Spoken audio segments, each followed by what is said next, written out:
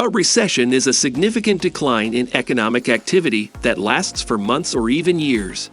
Experts declare a recession when a nation's economy experiences negative gross domestic product, rising levels of unemployment, falling retail sales, and contracting measures of income and manufacturing for an extended period of time. However, before we begin our countdown, we would greatly appreciate it if you would subscribe to our YouTube channel and also press the bell icon. Let's get started. What is a recession? A recession is a significant, widespread, and long-term decline in economic activity. A popular rule of thumb is that 2 consecutive quarters of decline in gross domestic product, GDP, constitute a recession. Recessions typically cause declines in economic performance, consumer demand, and employment. Economists at the National Bureau of Economic Research, NBER, define a recession as an economic contraction beginning at the peak of the expansion that preceded it and ending at the trough of the subsequent downturn. The NBER considers non-farm payrolls, industrial production, and retail sales, among other indicators, in determining the beginning and end of a U.S. recession. A decline must be deep, pervasive, and persistent to qualify as a recession under the NBER's definition, but these are hindsights by academics, not a mathematical formula designed to indicate a recession once it starts. For example, the depth and widespread nature of the economic downturn caused by the COVID-19 pandemic in 2020 led the NBER to label it a recession despite its relatively short duration of 2 months. Understanding recessions. Since the Industrial Revolution, economic growth has been the rule in most countries, and contractions have been the recurring exception to that rule. Recessions are a relatively short corrective phase of the business cycle.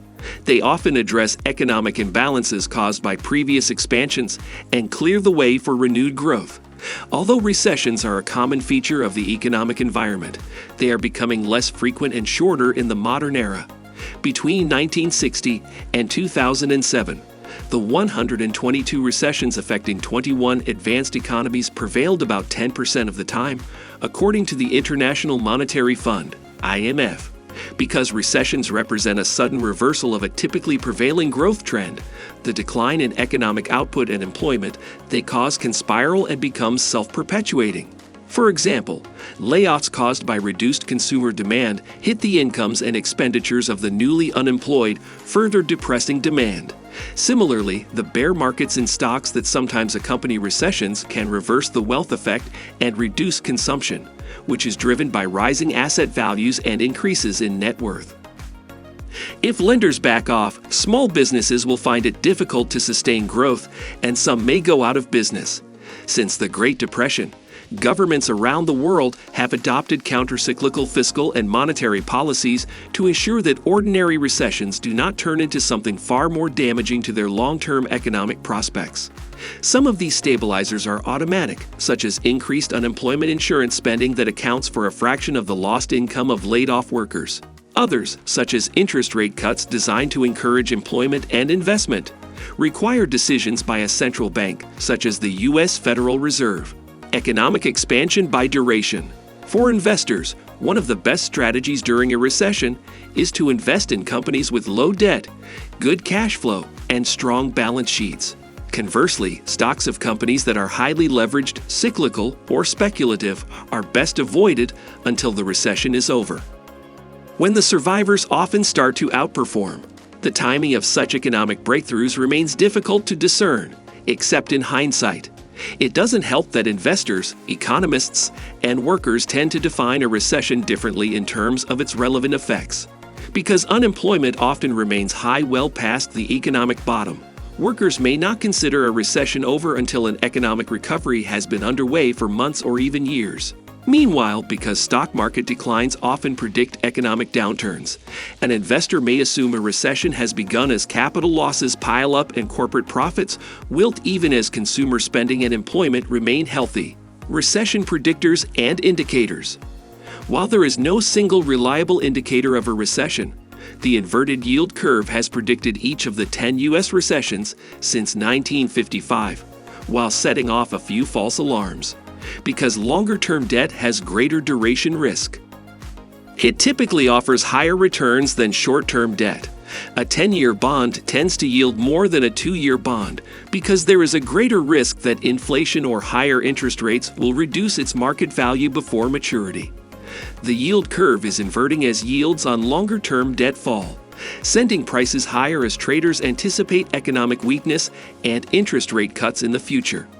Meanwhile, short-term rates are more dependent on the federal funds rate and short-term expectations of monetary policy. If the Federal Reserve is expected to continue raising the federal funds rate, those expectations will tend to raise 2-year yields more than 10-year yields. Investors also rely on leading indicators to predict economic turning points. These include the ISM Purchasing Managers Index, the Conference Board's Leading Economic Index, and the OECD's Composite Leading Indicator. What causes a recession? Numerous economic theories attempt to explain why and how an economy could fall from its long-term growth trend and enter a recession. These theories can be broadly classified as based on economic, financial, or psychological factors, with some bridging the gaps between the two. Some economists focus on economic change, including structural shifts in industries, as the most important. For example, a sharp, sustained rise in oil prices due to a geopolitical crisis can raise costs throughout the economy, while new technology can rapidly render entire industries obsolete, with recession a likely outcome in both cases. The 2020 COVID-19 epidemic and public health restrictions imposed to control its spread are other examples of an economic shock that can precipitate a recession. It may also be the case that an economic shock merely hastens the onset of a recession that would have occurred anyway due to other economic factors and imbalances. So that's it for today. If you find this video helpful, please give it a big thumbs up and share it with others. Also, if you haven't already, please consider subscribing to our channel.